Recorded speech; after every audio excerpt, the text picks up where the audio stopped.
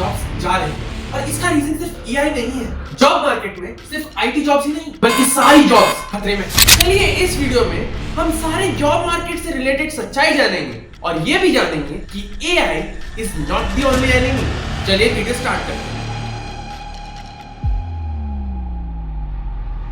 हम आए दिन एआई को दोष देते रहते हैं कि एआई हमारी जॉब्स खा जाएगा, लेकिन न्यूज में ऐसे बहुत सारे कारण हैं जो आती तो है और हम देखते भी हैं पर हम इग्नोर कर देते हैं, जो वाकई असली कारण है हमारी जॉब्स ना मिलने की या फिर जॉब से निकाले जाने की।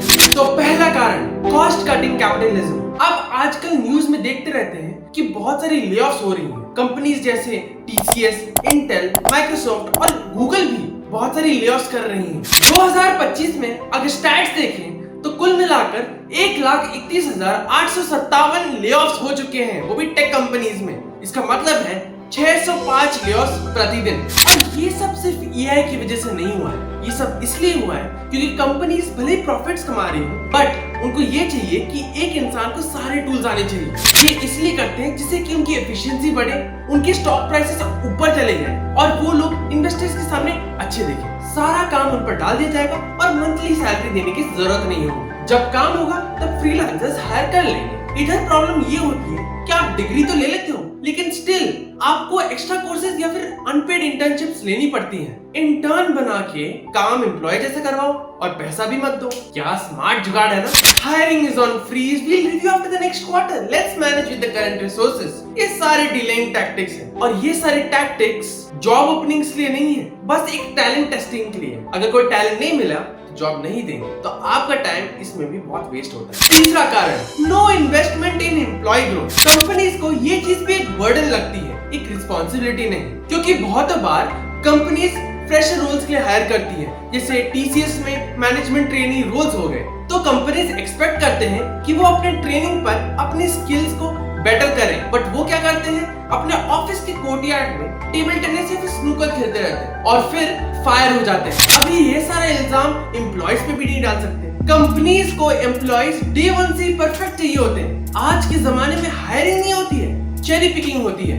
बिना ट्रेनिंग के एकदम परफेक्ट बनना चाहिए। जॉब डिस्क्रिप्शंस, वो भी एंट्री लेवल रोल्स के लिए उनको चाहिए 2 से 4 साल का एक्सपीरियंस। कंपनीज के हिसाब से ये है कि उनके जॉब डिस्क्रिप्शन के हिसाब से इंसान को सब कुछ आना चाहिए, उसको सारे टूल्स आने चाहिए, उसकी कम्युनिकेशन स्किल्स और एनालिटिकल स्किल्स बहुत अच्छी होनी चाहिए। अभी मान लो एक वीडियो एडिटर है, उससे एक्सपेक्ट किया जाएगा कि आपको प्रीमियर प्रो भी आना चाहिए, आफ्टर इफेक्ट्स भी आना चाहिए, दाविंची भी आना चाहिए, फोटोशॉप भी आना चाहिए, 3D एनिमेशन भी आना चाहिए और कलर ग्रेडिंग भी आना चाहिए। या फिर एक मार्केटिंग जॉब को उठा लो, उनको चाहिए कि इंसान को SEO, Google ads, Meta ads, Canva, copywriting, email automation, data analysis, ये सब आना चाहिए और ये सब चाहिए वो भी छोटी सी सैलरी। कंपनीज ये एक्सपेक्ट करती है कि वो जिसको हायर करें उनके पास इंडस्ट्री लेवल एक्सपोजर होना चाहिए, भले ही कॉलेज में से रियल लाइफ स्किल्स डेवलप नहीं हुई। वो एक्सपेक्ट करते हैं कि क्लाइंट से कैसे बात करनी आनी चाहिए, प्रोजेक्ट मैनेजमेंट टूल्स आने चाहिए, इंडस्ट्री लेवल डॉक्यूमेंटेशन आना चाहिए।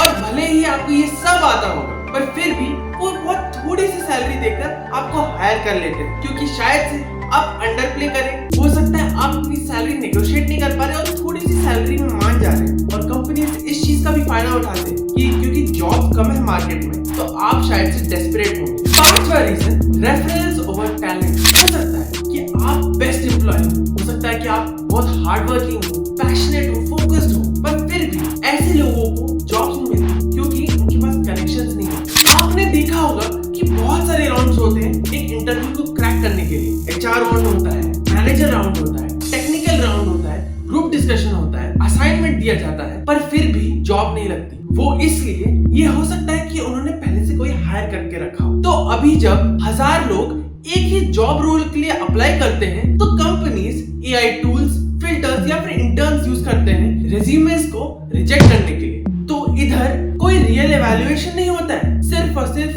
एलिमिनेशन होता है। Sixth reason globalisation and outsourcing. अभी ग्लोबलाइजेशन का मतलब ये है कि कंपनीज अपना काम देश विदेश लेकर जाते हैं जिधर भी लेबर सस्ता हो, और आउटसोर्सिंग का मतलब है कि कंपनीज को ये लगता है कि अपने परमानेंट या लोकल एम्प्लॉय से काम करवाने से बेहतर है कि किसी एक्सटर्नल वेंडर या फिर फॉरेन फ्रीलांसर से काम करवाया जाए। अब ऐसे ही यूएस की जो कंपनीज हैं उन्होंने आउटसोर्स किया काम कोडिंग का, वो भी इंडिया से।